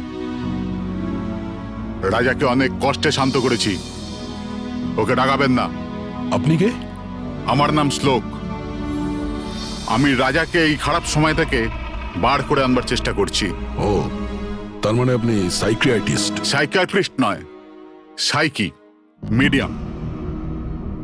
এই জগৎ আর অন্য জগতের সঙ্গে একটা সেতু ভেবে নাও। অন্য জগৎ? অন্য আবার কোন জগৎ? ওই আত্মাদের জগৎ। যদিও আমরাও একটা মাধ্যম, অপরাধ দুনিয়া থেকে নিয়ে জেলের ভেতর গারদের পেছনে পৌঁছানোর পুল। আপনারা আমাকে জেলে পাঠাবার চেষ্টা করছেন কেন? আমি তো রাজাকে আত্মাদের থেকে বাঁচাবার চেষ্টা করছি। রাজাকে আত্মার থেকে নয়, কেমিক্যাল পয়জন থেকে বাঁচানোর দরকার। আর বন্ধ করো তোমার এই ঢং, বুঝেছো? স্যার, ও কোন দিকে ইঙ্গিত করছে? ওই বুড়ো লোকটার দিকে, যে এসির নিচে দাঁড়িয়ে রয়েছে। ও কার কথা বলছে? আমি তো কাউকে দেখতে পাচ্ছি না।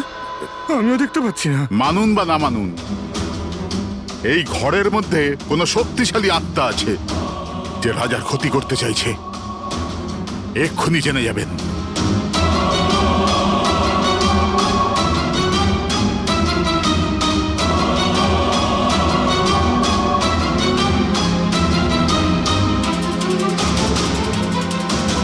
মিটার দিয়ে আত্মা দেখা যাবে?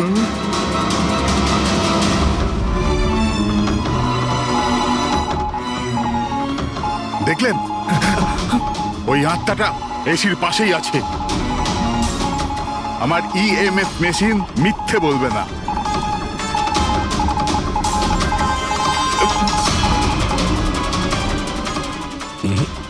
তবে আমাদের ওই মিটার ভুল হতে পারে না, বুঝলে? ফ্রেডি, মনে হচ্ছে রাজার ও কার্বন কম্পাউন্ডের অ্যাকশন ওর গাড়ির থেকেই হয়েছে। একটা কাজ করো, এই মিটারটা নিয়ে যাও, ওর গাড়িটা চেক করো। ফ্রেডি। পঙ্কজ, তাহলে বলো, তুমি বিনীতের ফিউরিনালে কি দেখেছো? আমি কাউকে দেখিনি, আমি কিছু দেখিনি। মিথ্যা কথা বলো না। যদি কিছু দেখেই না থাকো তাহলে পালালে কেন? আমি মিথ্যে বলছি না, আমি সত্যি কাউকে দেখিনি। আচ্ছা, হাসপাতালে যে 12 জন মারা গিয়েছিল সেটা কি তোমার গাফিলতির জন্যই হয়েছিল? আমার গাফিলতিতে? দেখুন, আমার দ্বারা যতটা সম্ভব আমি সব চেষ্টা করেছি। আমি ডাক্তার কেদারের সঙ্গে কথা বলেছিলাম, কিন্তু উনি তো কোনো অ্যাকশনই নিলেন না। তাহলে আমি আর কি করতে পারি? আচ্ছা, তার মানে হলো এটা ডক্টর কেদারের ভুল। ওনার থেকেও তো বেশি দোষ ছিল ওই রাজা। ওর একবার দেখা উচিত ছিল যে ভেন্টিলেটরস গুলো কাজ করছে কি না, ওগুলো সময় মতো সার্ভিসিং হচ্ছে কি না। তাহলে কি দোষী রাজা? রাজা আর বিনীত দুজনেই। বিনীতেরও ভেন্টিলেটর সাপ্লাই করার আগে দেখে নেওয়া উচিত ছিল যে ওগুলো ঠিকঠাক কাজ করছে কি না। কতগুলো জীবন নির্ভর করছিল ওই ভেন্টিলেটরস গুলোর উপরে। মনে হচ্ছে রাজা আর বিনীতের জন্য তোমার মনে অনেক রাগ আছে। বিনীতের মৃত্যুতে নিশ্চয়ই খুশি হয়েছো তুমি। এটা কি বলছেন আপনি? একদমই না। আমি একজন ডক্টর, আর আমার কাজ হলো একজন পেশেন্টের জীবন বাঁচানো। কারণ মৃত্যুতে আমি কি করে খুশি হব?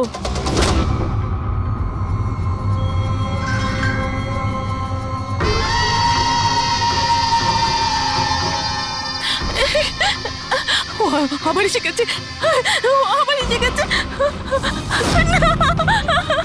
কিন্তু কিন্তু এখানে তো কেউই নেই। পিছনে। আরে এখানে কেউই নেই। দেখো, তুমি ভয় পেও না। যতক্ষণ আমি আছি তোমার কিছু হবে না, ঠিক আছে?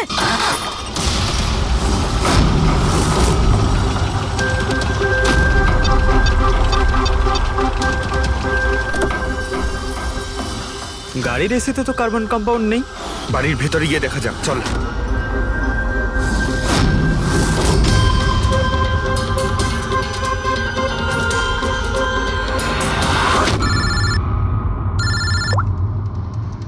হ্যাঁ পূরবী, মেহেকের বাড়িতে কোনো কেমিক্যাল পাওয়া যায়নি?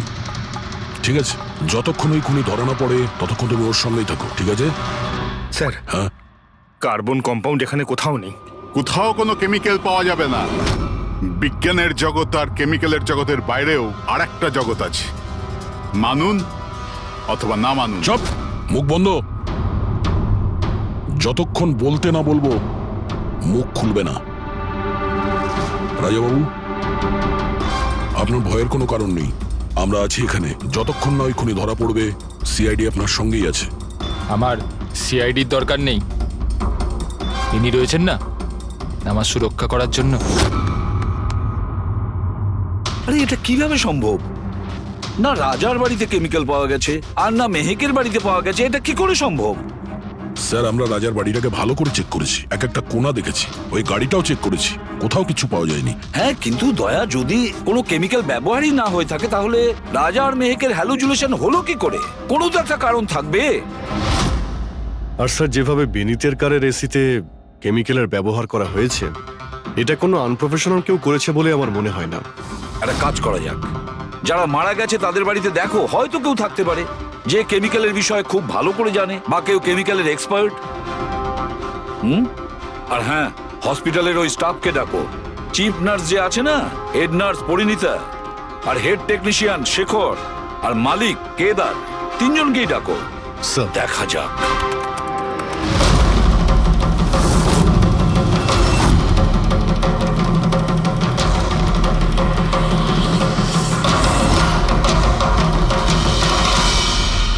তোমার নাম শেখর, তাই তো?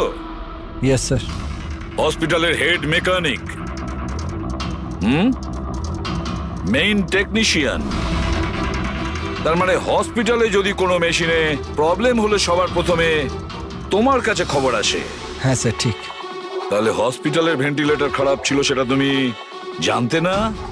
স্যার, প্রথম থেকেই জানতাম। তাহলে কেন কিছু করনি? কাউকে কিছু বলনি কেন? হ্যাঁ স্যার, এতে আমার কোনো দোষ নেই। তাহলে কার ভুল ছিল? স্যার, আমি প্রথমেই মেহেককে ভেন্টিলেটরের ব্যাপারে বলেছিলাম যে ভেন্টিলেটরসে প্রবলেম আছে আর যে কোনো সময় খারাপ হতে পারে। এটা তুমি ভেন্টিলেটর বন্ধ হওয়ার আগেই জানিয়েছিলে? ইয়েস স্যার, এক সপ্তাহ আগে। ম্যাম, আমি আপনাকে একটা নোটিশ পাঠিয়েছিলাম, ওয়ার্ডের ভেন্টিলেটরগুলো ঠিকমতো কাজ করছে না। ও, আমি তোমার চিঠিটা পড়েছি শেখর, তুমি টেনশন নিও না, আমি কিছু একটা করছি। কিন্তু ম্যাম, ব্যাপারটা খুব আর্জেন্ট। হ্যাঁ হ্যাঁ, আমি জানি। ডক্টর মেহেক। ইয়েস ম্যাম, আপনাকে অ্যাকাউন্টস ডিপার্টমেন্টে এক্ষুনি ডেকেছে। ও হ্যাঁ, আসছি। ডোন্ট ওয়ারি শেখর, আমি নিশ্চয়ই কিছু ব্যবস্থা নেব, পাক্কা। কিন্তু স্যার, উনি আমার কথাটা সিরিয়াসলি নিলেন না। হ্যাঁ, মেহেক ভেন্টিলেটরস খারাপ হওয়ার সময় পেশেন্টদের বাঁচানোর খুব চেষ্টা করেছিল, কিন্তু রাজা স্যার এত ঘাবড়ে গেলেন যে কিছু করতেই পারলেন না। শেখর বাবু, তুমি কতটা সত্যি বলছো আর কতটা মিথ্যে সেটা তো আমরা জেনেই নেব। স্যার মেহেকের কোনো ভুল ছিল না, ও ভেন্টিলেটর খারাপ হওয়ার কথা আমাকে প্রথমেই বলে দিয়েছিল। তারপর আপনি কি করলেন? স্যার আমি হসপিটালের অ্যাডমিন হেডকে বলে দিয়েছিলাম, রাজাকে, কারণ হসপিটালের যতগুলো মেশিন আছে সেগুলো দেখাশোনার দায়িত্ব অ্যাডমিন হেডেরই। তাহলে এই সমস্ত কিছু আপনি রাজাকে বললেন আর আপনার দায়িত্ব শেষ হয়ে গেল। আপনি তো এই হসপিটালের মালিক, তাই না? তাহলে এভাবে দায়িত্ব শেষ হয়ে যায় কি করে আপনার? স্যার আমি আমার দায়িত্ব পালন করেছি, সেই জন্য তো আমি নিজে গিয়েছিলাম রাজার কেবিনে। রাজা। হ্যাঁ স্যার। এসব কি করছো? আরে এগুলো দরকারি নয়, এতগুলো রোগীর শ্বাস প্রশ্বাস ভেন্টিলেটরের সাহায্যেই চলছে, আর তুমি এখানে বসে আছো। আরে কিছু করো। হ্যাঁ স্যার, আমি এক্ষুনি সাপ্লাইয়ের সাথে কথা বলে ভেন্টিলেটর চেঞ্জ করে দিচ্ছি। প্লিজ প্লিজ তাড়াতাড়ি করো। স্যার আমি বুঝতে পারছি না যে ও ভেন্টিলেটর কেন পাল্টালো না। আমি অবাক হচ্ছি স্যার যে কেউ কেদারবাবুর দিকে আঙুল তুলছেন না। সবাই রাজা, বিনীত আর মেহেকের পিছনে পড়ে আছে। সেটাই মেহেকের তো, পিছনে পড়ে হসপিটালের মালিক না কেদার বাবু? তাহলে এই সমস্ত কিছুর দায়ভারও কেদার বাবু আপনার। কিন্তু স্যার এবার আমি নিজে গিয়ে তো ঠিক করতে পারি না ভেন্টিলেটর। স্যার আমার কাজ হলো কনসার্ন ডিপার্টমেন্টকে ইনফর্ম করা, আর আমি সেটা করে দিয়েছিলাম। বরং আমি বিনীতের সঙ্গে নিজে কথা বলেছিলাম। আমি ওকে বলে দিয়েছিলাম যে যদি এগুলো রিপেয়ার করা যায় তো রিপেয়ার করুক, না হলে চেঞ্জ করে দিক, কিন্তু ও কোনো অ্যাকশনই নিল না।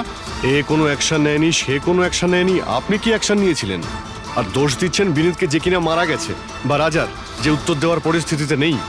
স্যার যেটা সত্যি ছিল ওটা আমি আপনাদের বলে দিলাম, সেটা এবার মানবেন কি মানবেন না স্যার আপনাদের ব্যাপার। পরিণীতা স্যার। হসপিটালের হেড নার্স, তাহলে তুমি হসপিটালের ব্যাপারে নিশ্চয়ই সবকিছু জানো। হ্যাঁ স্যার। তাহলে এবার সত্যি করে বলো, এই যা কিছু হয়েছে কার গাফিলতির কারণে হয়েছে? তাড়াতাড়ি বলো। হ্যাঁ স্যার, বলছি। আমার সাথে বিশ্বাসঘাতকতা করার চেষ্টা করো না রাজা। আর হ্যাঁ, যদি মেশিনে কোনো ফিজিক্যাল ড্যামেজ থাকে তাহলে সেটা ওয়ারেন্টিতে আসে না। যদি তোমার নতুন ভেন্টিলেটর চাই তাহলে তোমাকে পুরো কস্ট পে করতে হবে, বুঝেছো? আমি তোমার থেকে বাজে লোক আজ অব্দি আমার জীবনে দেখিনি। এবার থেকে না তো আমাদের হসপিটাল তোমার থেকে কিছু কিনবে, না তো শহরের আর কোনো হসপিটাল। শোনো, এসব হুমকি অন্য কাউকে দেবে। তুমি জানো না আমি কে, যা করার করে নাও।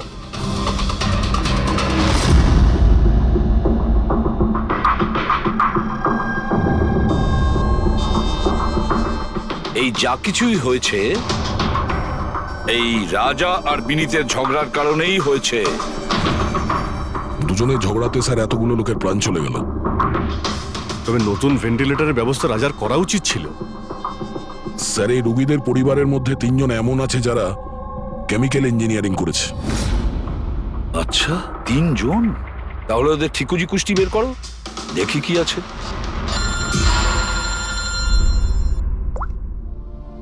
Hello ACP Pradyuman. হোয়াট? ঠিক আছে, আমরা এক্ষুনি পৌঁছচ্ছি। কি হয়েছে স্যার? রাজা মারা গেছে।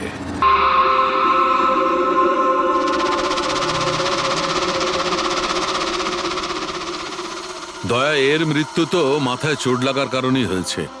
মনে হচ্ছে ছাদ থেকে লাফ দিয়েছে। হতে পারে হ্যালুসিনেশন এত জোরে হয়ে গেছে যে ঘাবড়ে গিয়ে রাজা উপর থেকে ঝাঁপ মেরে দিয়েছে। আর তুমি খেয়াল রাখছিলে না এর? এই খেয়াল রেখেছো তুমি? হ্যাঁ স্যার রাজা তো একদম শান্ত হয়ে শুয়ে পড়েছিল। আমি কি করে জানবো যে হঠাৎ করে উঠে পড়বে আর আত্মহত্যা করে ফেলবে? যখন এটা হয়েছিল তুমি কোথায় ছিলে? হ্যাঁ স্যার আমি অন্য ঘরে শুয়েছিলাম, তখনই আমি রাজার জোরে জোরে চিৎকার শুনলাম। আমি আত্মাদের সহ্য করতে পারছি না, আমার নিস্তার চাই, মুক্তি চাই। আর যতক্ষণ আমি ওর কাছে পৌঁছবো ততক্ষণ ও ছাদ থেকে পড়ে গেছে। বাহ, কি অদ্ভুত ব্যাপার! রাজাকে একলা রেখে তুমি নাকে তেল দিয়ে ঘুমোচ্ছিলে? হ্যাঁ আমি তো মনস্থির করেই ছিলাম ঘুমোবো না, কে জানে কিভাবে ঘুমিয়ে পড়লাম। নিশ্চয়ই আমাকে ওই আত্মাগুলোই ঘুম পাড়িয়ে দিয়েছিল। আপনি আপনি এটা দেখুন স্যার, মিটারের রিডিং কত বেড়ে গেছে। আমারও কিন্তু একটু ক্লান্তি ভাব লাগছে স্যার। আর দ্বিতীয়বার যদি আমাকে এই মিটার দেখিয়ে দিস না তাহলে মনে রাখিস। দয়া, 1 মিনিট ভাই, একটু মিটারটা দেখি। এই নিন। এই মিটারটা আমি রাখছি। হ্যাঁ, আমি ফেরত দিয়ে দেবো পরে। ঠিক আছে স্যার, কিন্তু দিয়ে দেবেন। হ্যাঁ দিয়ে দেবো বরং এখন তুমি বাড়ি গিয়ে একটু আরাম করো, ক্লান্ত হয়ে গেছো, একটু দুর্বলও লাগছে। হ্যাঁ হ্যাঁ স্যার। ঠিক মতো ঘুমও হয়নি, যাও আরাম করো। এটা কি ডক্টর সালুকে? ওকে যেতে দিলেন আর এই মিটারটা রেখে দিলেন? দয়া, এই যে মিটারটা না, এটা খুব কাজের জিনিস।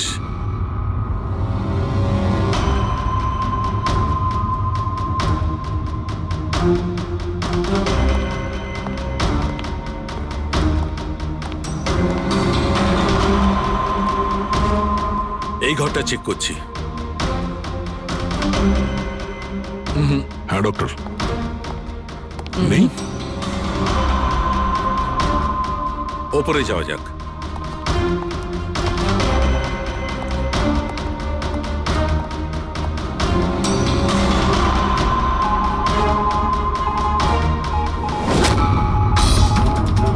আরে সালুঙ্কে স্যার, সাবধানে! এই নিডলটা তো একেবারে জঙ্গলি ঘোড়ার মতো দৌড়চ্ছে। মাই গড, আমরা এখানে এইভাবে দাঁড়িয়ে থাকতে পারি না দয়া, আমাদের প্রোটেক্টিভ পোশাক পরতে হবে। Protective gears? ওটা কি কারণে ডক্টর? আরে দয়া, আমাদের সুরক্ষার জন্য।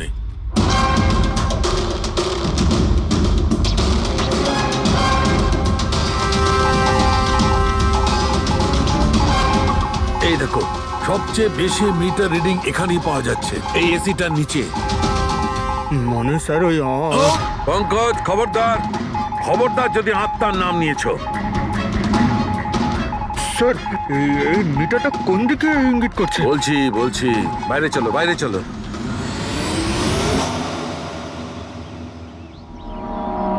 দেখেছো দয়া, এটা হচ্ছে ইএমএফ, ইলেকট্রোম্যাগনেটিক ফিল্ড ডিটেক্ট করে এটা। ইলেকট্রোম্যাগনেটিক ফিল্ডস, এগুলো তো আজকাল সব ইলেকট্রিক অ্যাপ্লায়েন্সের মধ্যে হয় ডক্টর, টিভি, ফ্রিজ। একদম ঠিক দয়া, কিন্তু ওই অ্যাপ্লায়েন্স গুলোর ইএমএফ হিডেন থাকে, লুকোনো থাকে, যাতে মানুষের উপর খারাপ প্রভাব না পড়ে। কি খারাপ প্রভাব? এইটার কারণে লোকেদের নশিয়া হতে পারে, ঘুম না হতে পারে, মন খারাপ হতে পারে, আর যদি অনেকক্ষণে সংস্পর্শে থাকে তাহলে হ্যালুসিনেশন হওয়াটা কোনো বড় কথা নয়। ও, তার মানে রাজার এই হ্যালুসিনেশন কোনো কেমিক্যালের জন্য হয়নি, নিজের ঘরের ইলেকট্রনিক জিনিসপত্রের জন্যই হয়েছে, কারণ ওগুলোর ইএমএফ ঢাকা ছিল না। একদম। তার মানে কেউ জেনে বুঝে এগুলোকে গন্ডগোল করে দিয়েছে। হতে পারে দয়া, এমনিতেই রাজা মনে মনে খুব কষ্ট পাচ্ছিল, খুব দুঃখ পেয়েছিল রোগীদেরকে বাঁচাতে পারেনি বলে, সেই জন্য হ্যালুসিনেশন ওর কাছে আফসোসের রূপে ধরা দিয়েছিল। হতে পারে এই অনুতাপের জন্য বিনীতেরও মৃত্যু হয়েছে। একদম ঠিক। আর ওই অশোক, ওরও দুর্বলতা সেই জন্যই মনে হচ্ছিল, যেহেতু ও এই ইএমএফ এর সংস্পর্শে অনেকক্ষণ ছিল। এখানে ওই কার্বন কম্পাউন্ড পাওয়া যায়নি বাড়িতে। এটা কি করে দেয়? কারণ এখানে তো ইএমএফ এর ব্যবহার হচ্ছিল, আর সবচেয়ে বেশি রিডিং উঠছিল বেডরুমে এসির কাছে। তার মানে বেডরুমের এসিতে কোনো কারুকাজ করা হয়েছে। তাহলে তো মেহকের বাড়িতে ওই ইএমএফ হনো। আমার তাড়াতাড়ি পুরবীকে ইনফর্ম করতে হবে।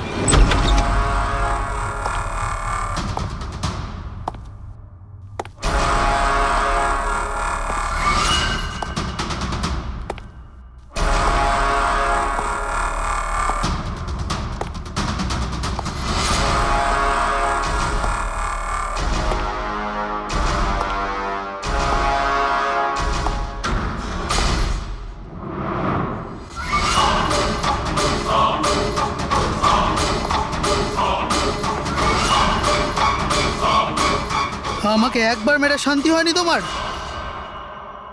আমাকে আবার মারতে এসেছো?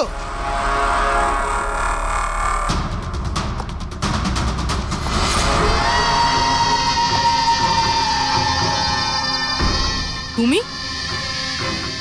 আমি তোমাকে সেলফ ডিফেন্সে মেরেছিলাম, আর তাছাড়া তুমি একজন অপরাধী। অপরাধীদের কি পরিবার থাকে না? তোমার জন্য আমার মেয়ে অনাথ হয়ে গেছে, আর এই রক্ত দেখছো, সব তোমার জন্য। আমি আর তোমাকে ছাড়বো না। দেখো, আমার কাছে আসবে না, আমি কিন্তু মেরে দেবো। আমি তোমাকে ছাড়বো না। আমার কাছে আসবে না, আমি কিন্তু বলছি মেরে দেবো। আমি বলছি আমার কাছে আসবে না, আমি মেরে। পুরবী, কি করছো তুমি? ছাড়ো এটা। স্যার, ওই লোকটা। কি? স্যার, এখানে। স্যার, ওনাকে ধরুন, উনি আমাকে মারতে চান। এক মিনিট, আগে এখান থেকে বাইরে চলুন। তাড়াতাড়ি চলো, প্লিজ তাড়াতাড়ি, ফার্স্ট। এই হলো সেই তিনজন যাদের সম্পর্ক কেমিক্যাল ইঞ্জিনিয়ারিং এর সঙ্গে আছে। সুহাস, দীপক আর কিশোর। খুনি এদের মধ্যে যে কেউ হতে পারে।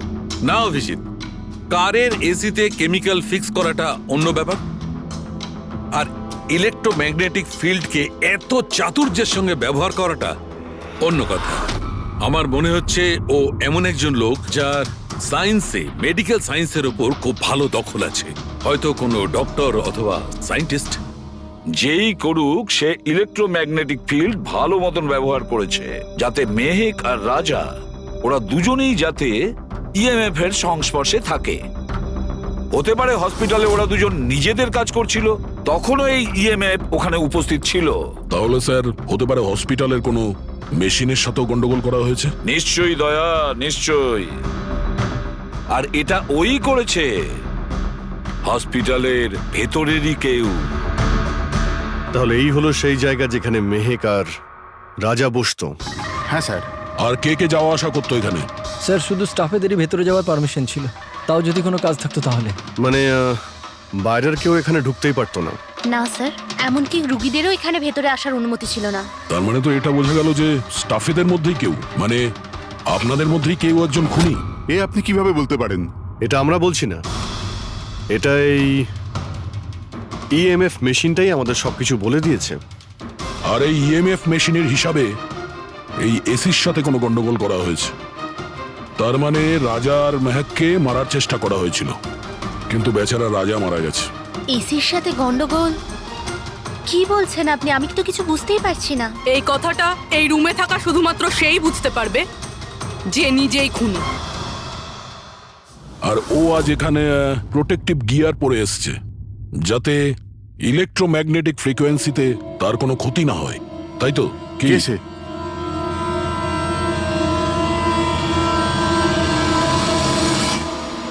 এদিকে এসো।